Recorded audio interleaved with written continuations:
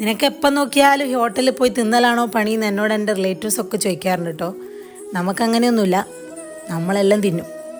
അതുകൊണ്ട് ഇന്ന് വെറൈറ്റിക്ക് നമ്മൾ വീട്ടിനടുത്തുള്ള ഒരു അമ്പലത്തിൽ അന്നദാനത്തിനാണ് വന്നത്.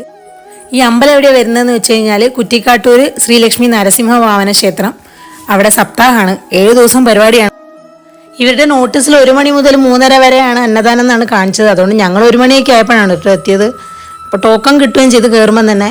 പിന്നെ കയറിയിരുന്ന് നോക്കിയപ്പോഴാണ് നല്ല തിരക്കാണ്. ഞങ്ങളൊരു 1/4 മണിക്കൂറൊക്കെ എങ്ങനെയൊക്കെയോ പിടിച്ചു നിന്ന്. പിന്നെ കുറച്ച് കഴിഞ്ഞപ്പോൾ മോനെ കലമ്പാക്കാൻ തുടങ്ങി.